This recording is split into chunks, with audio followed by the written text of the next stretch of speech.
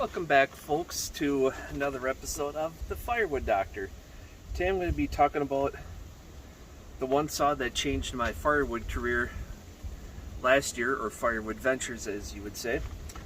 I got this Husqvarna 550 XP to be lighter weight on my back. I wanted a pro saw that was lighter weight. Now that after I got this, I realized there are options that are just as good and cheaper, so I could have saved a few $100 by getting like an Echo 501P. Now I heard they got a new 50cc pro saw coming out. I haven't seen any information on that yet. As soon as I have that, I'll probably post the link on the community side of page of Facebook here. What this saw did for me, I was having troubles cutting firewood last year with back fatigue and stuff. I could maybe run a tank of gas through my Echo CS590 to Timberwolf. I just wanted a lighter saw. This one was 2-3 pounds lighter, and I immediately cut about two full tanks of gas right away. So that gave me a huge morale boost. I think I took the rakers down a little too aggressively, so I'm going to be some teeth. I just checked it. I'm going to touch these teeth up just a little bit. Make sure the angles are all straight. Maybe just a light couple of light strokes with the grinder. These are pretty sharp. Then I'm going to go. I noticed that not all the raker heights, as the teeth currently set, are proper depth. There's one that would be a little high, a stroke or two of the file, and we'll be covering that. So let's get on to touching up the teeth with the Dremel 8220. And what I like is on these Husqvarna chains, this has the gold tie strap, or like the master link as you would say. So I use that as my starting point. And I'll do one side and then switch to the other.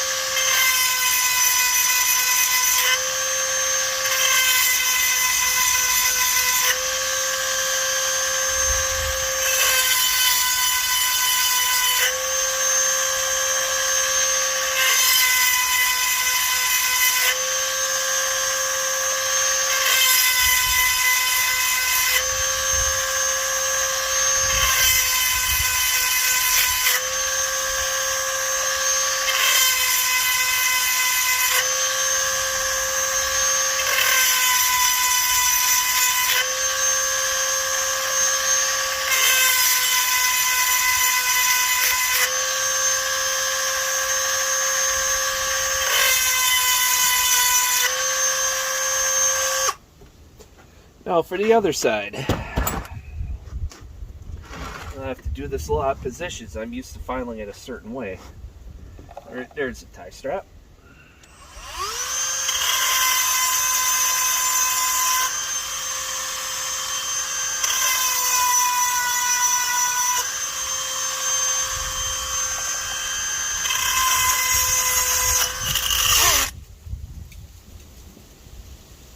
That was a weird thing to happen.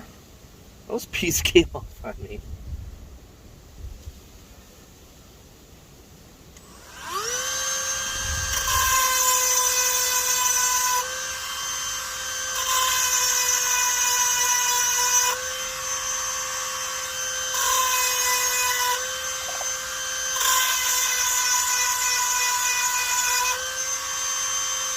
Ah.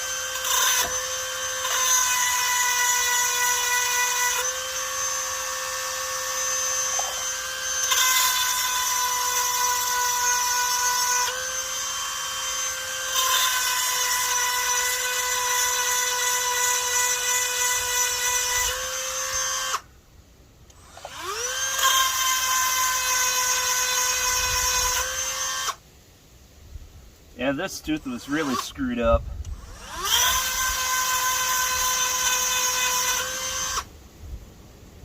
That's a little better.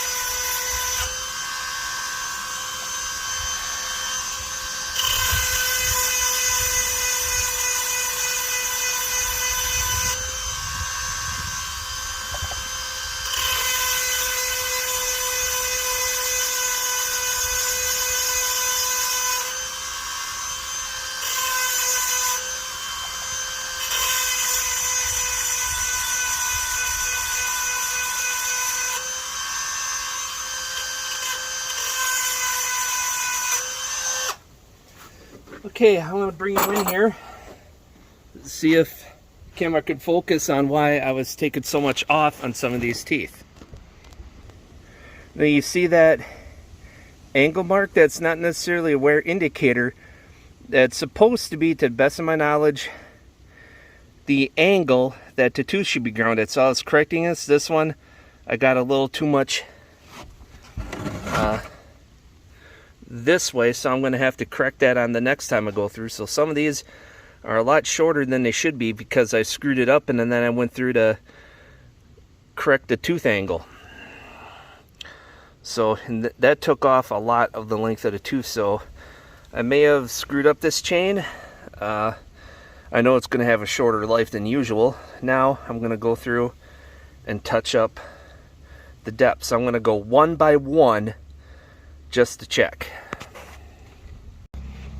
Okay, depth gauge, flat file, it's good, good.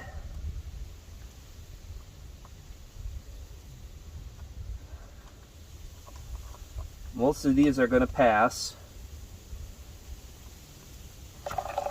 I just want to touch them up because I know a few of them were high before I went to sharpen. Maybe it's that one spot on the chain. There we go. I know I took the rakers down too much one time, so I sharpened it at least once or twice, without a few times since then. Because I got really aggressive on the rakers. I did like 6 strokes with 5 or 6 strokes at the file. Yeah, I must have measured wrong or had a really screwed up tooth that I missed when I did that. So you don't want to take the depth down too much. Otherwise, the saw is going to pull too hard into the wood, and then it also puts too much stress on crankshaft bearings, or the saw itself, because the saw is trying to cut too much wood at once that it can't handle. It might cut a little faster, but it's put too much stress on the saw bearings, possibly the clutch.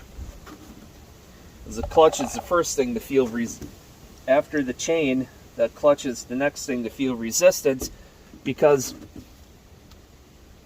if there's too much resistance here when cutting, the clutch is going to get it first. The clutch can handle it, then the next thing would be something internal in the engine.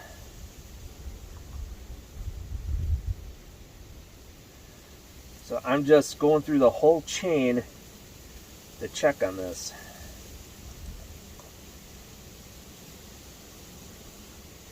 Yeah, I've probably got at least another touch-up sharpening for sure. I may have as many as 4 sharpenings because I took the depth down that far. Well, here's one.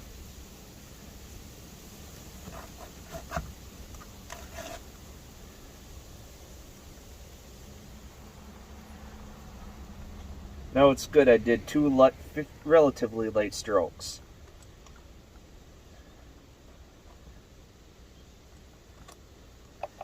I see the brass colored strap coming. Okay, that'd be 1 stroke. 1 light stroke, now that's good. That one's good. 1 more tooth to check. There we go. The 20-inch bar is just a little too short for a lot of the work I do, because when I'm working down into the logs, between logs, it doesn't quite reach too well over a log or in between sometimes. But overall, in this size saw, some people try to run a 24. Yeah, they might power it, be able to power the bar because of the porting, but here's the catch. Here's the catch to that. The studs may not be able to handle the weight. That's just my opinion, or my ideas on how saws are built. Because when you get up to certain size saws, like the next size up to 60cc class pro saws, they can maybe handle a 36-inch bar because they got bigger studs. The weight, I don't know the weight of the 24-inch bar that will fit this. It might be too much weight unless you get the lightweight bar. Then it might be able to handle it stress-wise on the studs. That's one reason why I will never do a 24-inch bar on these, because I don't want to take the risk of breaking these. I'm not saying it may never happen, or it might happen. I just don't want to take the risk on a $700 chainsaw. Why do that? In my opinion, that's stupid. Now, pop the engine cover off to see how. Yeah, you could tell this is so clean because I keep the chain sharp. I don't see any dust in here. There's a little bit in the corners of the air filter, but nothing to even really worry about. This has done probably close to a dozen tanks of fuel, at least 8 tanks. Now, I'm going to be using this a lot more in my back rehab because it's light. I've been thinking about getting even a lighter 50cc saw, the Echo 4910, but I don't have the money to spend on it. So I'm going to keep this one going as long as possible, unless I have a medical reason to get rid of it. Okay, why isn't that?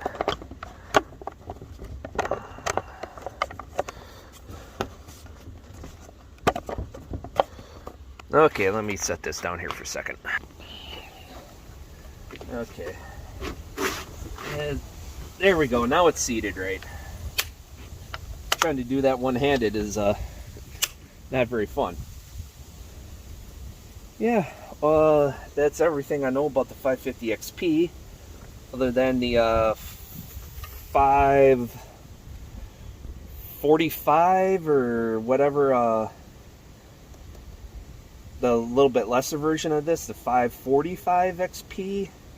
No, just the plain 545, I think. It has auto tune, but it has like about 3 or 4 tenths less horsepower, so it's the same saw, but a little less power.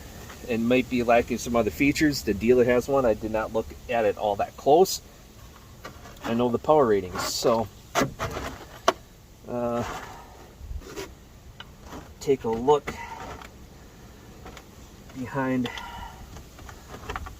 What I should do is I should flip the bar. Yeah, I'll do that. I'll flip the bar because I've sharpened it enough times. And I haven't done that. And also give me a chance to clean out everything behind this cover here. I don't blow it out because I don't have an air compressor, but I will scrape it out and wipe it down. I tried to stay away from pine as much as possible. Okay, these captured nuts. That one's, front one's off. They should be off now. There we go. Not too bad considering all the use I put it through, but this is, oh my gosh, this is nasty. I need to clean this out bad. That means behind here is really bad. Okay, I cleaned a lot of it out.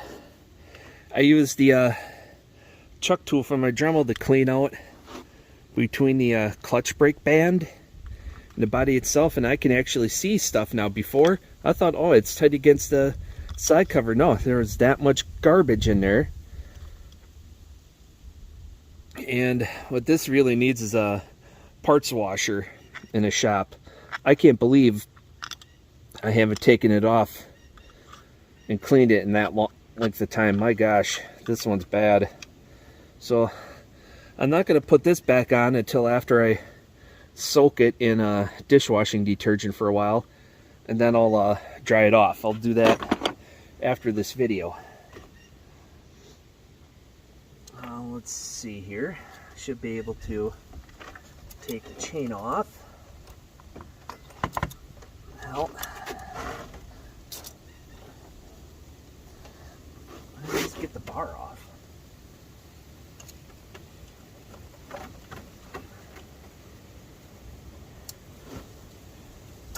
There we go.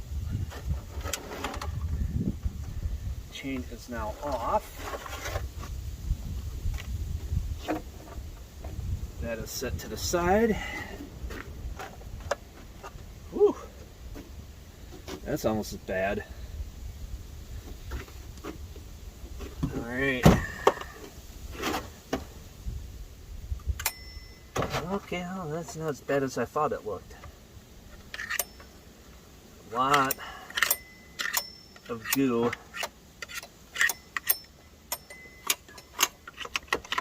Yeah, I need a air compressors on my small air compressors on my list. I gotta get one.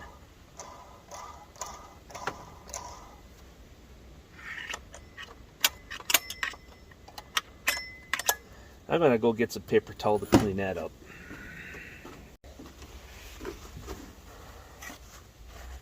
Yeah, it must have been how sticky that bar oil is. That gives you an idea how sticky it is.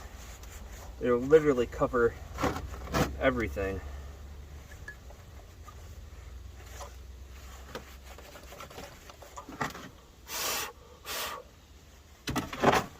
Clean out the oil groove where the bar goes. Yeah, definitely need that air compressor. Or a can of compressed air that you use to clean keyboards with. That'll work in a pinch.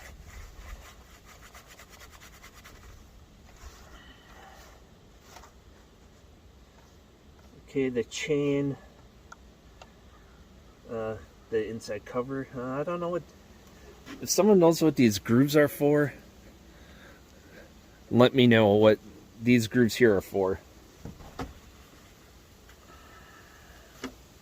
Maybe it's to help hold it in place. No, there's nothing on the other side. I'm guessing strengthening ribs.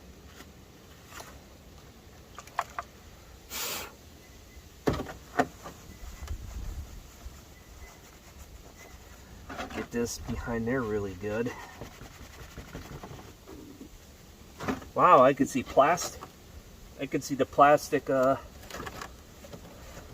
pump housing now. Wow. That's one nasty looking thing. I thought it was much cleaner than that.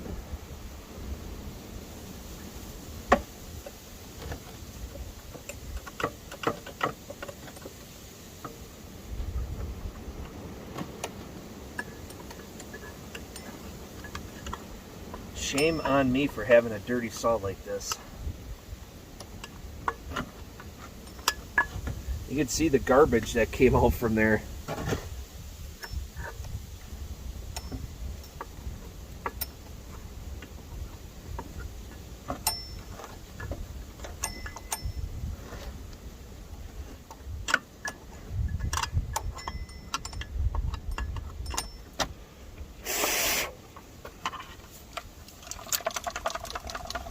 Oh yeah, you definitely want to do this when the saw is cold. No, cold edge meaning you haven't run it for a while.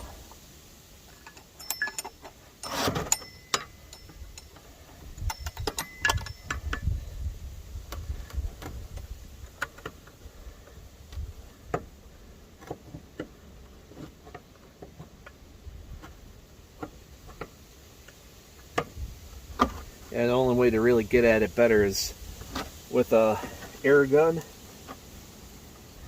or take the clutch off.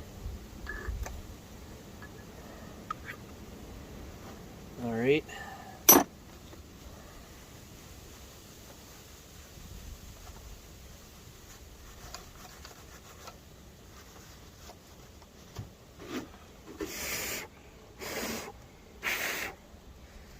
I'm blowing on the off camera here. Blowing on it.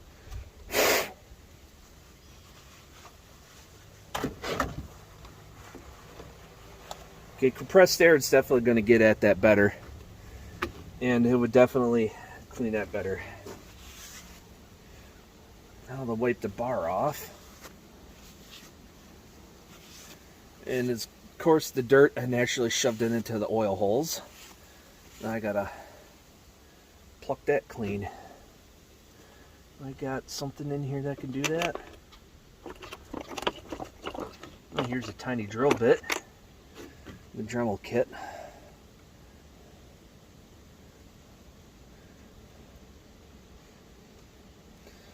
I'm just taking the tip of it in there and just twirling it around.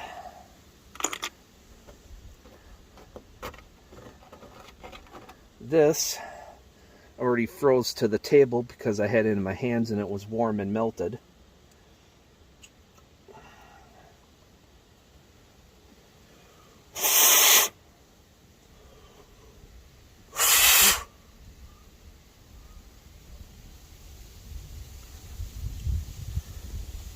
Okay, this bottom groove is clear, so I have to get this one clear for next time.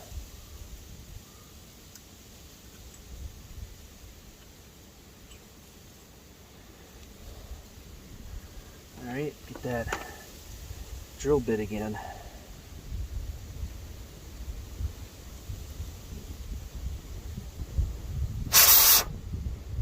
There. I don't know if camera can pick it up. That side is clean. The upside down side really clean right here. The camera goes in and out of focus. So look at that mess.